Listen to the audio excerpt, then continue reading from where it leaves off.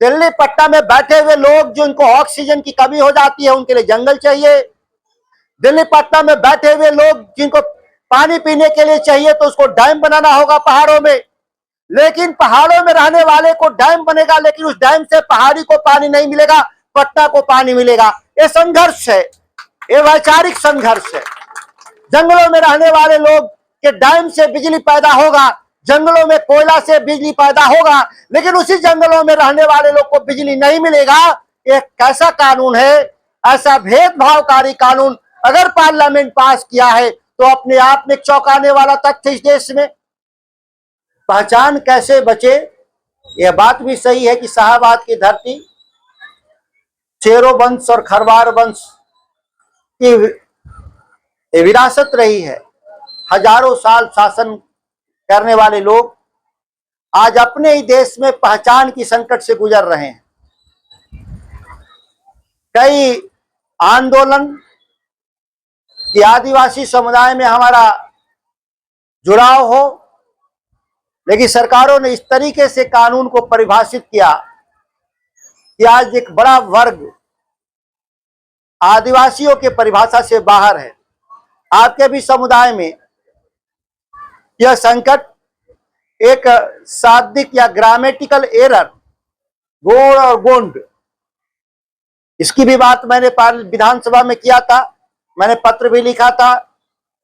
लोहार और लोहरा, खरवार और जमीन पर रहने वाले लोग जो मैदानी इलाके में, कई ऐसे परेशानी का कारण बना हुआ है।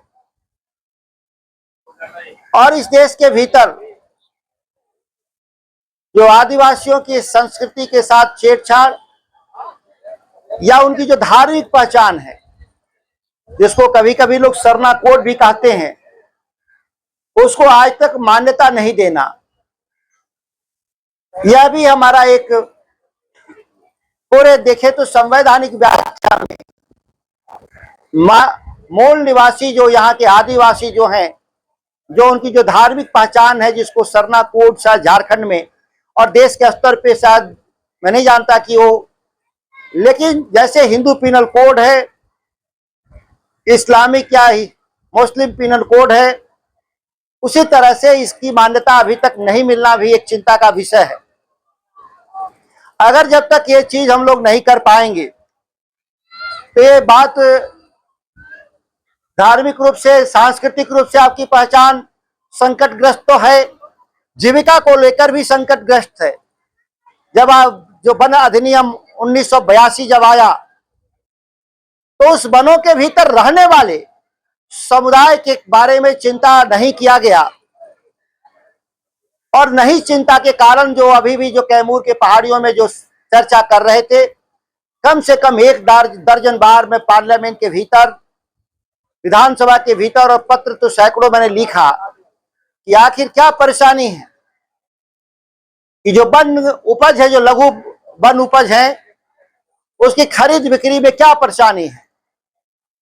एक आप कह सकते हैं कि शराबबंदी के दौरान में लोगों ने महुआ को भी प्रतिबंधित कर दिया। एक महुआ एक ऐसा वृक्ष है जो पूरे अधौरा के क्षेत्र में मेरा बहुत जाना आना है, जिसमें कोई भी आदिवासी समुदाय उसको काटता नहीं है, पूजा करता है। कई उसके फायदे भी हैं। इस बार राष्ट्रीय जनता दल का जो हम लोग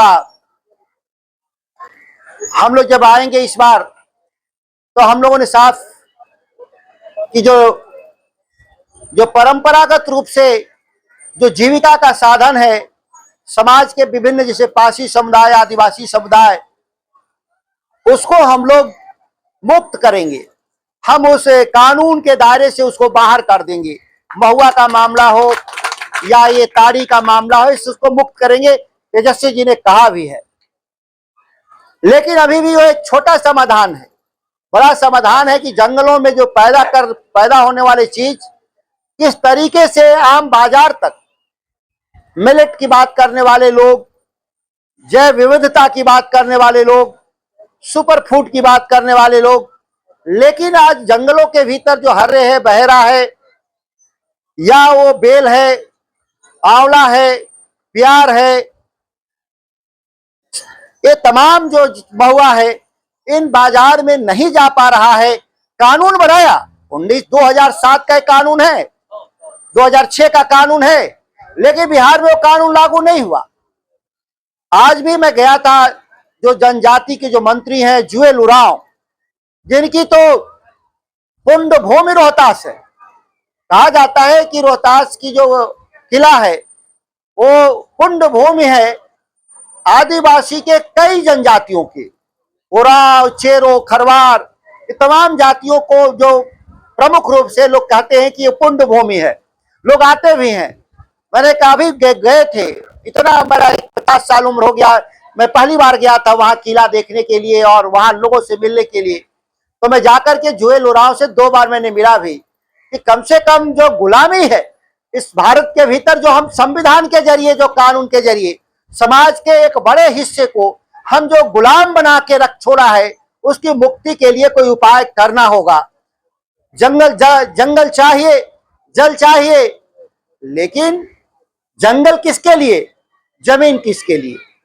जो वहां रहने वाले हैं उसका फायदा नहीं। दिल्ली पटना में बैठे हुए लोग जिनको ऑक्सीजन की कमी हो जाती है, उनके लिए जंगल चाहिए। दिल्ली पटना में बैठे हुए लोग जिनको पानी पीने के लिए चाहिए, तो उसको डैम बनाना होगा पहाड़ों में। लेकिन पहाड़ों में रहने वाले को डैम बनेगा, लेकिन उस डैम से पहाड़ी को पानी नहीं मिलेगा, पटना को पानी मिलेगा। ये संघर्ष है, ये वैचारिक संघर्ष है। जंगलों में रहने वाले लोग के डैम से बिजली पैदा होगा, जंगलों में कोयला से बिजली पैदा होगा, लेकिन उसी जंगलों में रहने वाले लोग को बिजली नहीं मिलेगा। यह कैसा कानून है? ऐसा भेदभावकारी कानून अगर पार्लियामेंट पास किया है तो अपने आप में चौंकाने वाला तथ्य इस देश में। इसलिए जो विमर्श हो, जो कानून हो, वो कानून बनने की पूरी प्रक्रिया में विमर्श गायब है। हल्ला हंगामा के बीच पार्लियामेंट में कानून बनाना एक नई परंपरा होती जा रही है।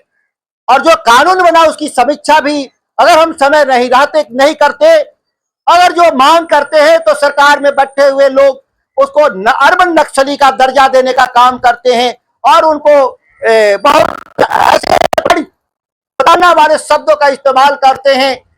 और कई अवसरों पे जो आपके पक्ष में काम करने वाले लोगों को सरकार उन पर यूएपीए भी लगाने का काम करती है और जेल भेजने का काम करती है। उनको लगता है कि सत्ता प्रतिष्ठानों से सवाल करना इस देश में गुनाह है। इस बिना पर हजारों लोगों को जेल भेज दिया गया, जिनका 5-5 साल से बेल नहीं हुआ है। अब तो ऐसा कानून लेकर आने की बात कर रहे देश की सरकार में बैठे हुए लोग कि अगर कोई सत्ता प्रतिष्ठान को चुनौती दिया तो उस व्यक्ति पर एक छोटा मुकदमा दर्ज कर दीजिए और उसको जेल भेज दीजिए, उसको पद से हटा दीजिए। ऐसा कानून आने जा रहा है इस देश में। अब अंदाजा करिए कि शिबू सोरेन जैसा आदमी, शिबू सोरेन नहीं, हेमंत सोरेन जैसा आदमी अब मुख्यमंत्री नहीं रह सकता इस देश के भीतर। आप अन्य लोग भी, केजरीवाल जी जैसे लोग, वही जिस मुकदमे के आधार पर उनको जेल भेजा गया, वही मुकदमे के आधार पर 2-2.5 सालों में उन पर बेल मिला। और यहां तक कि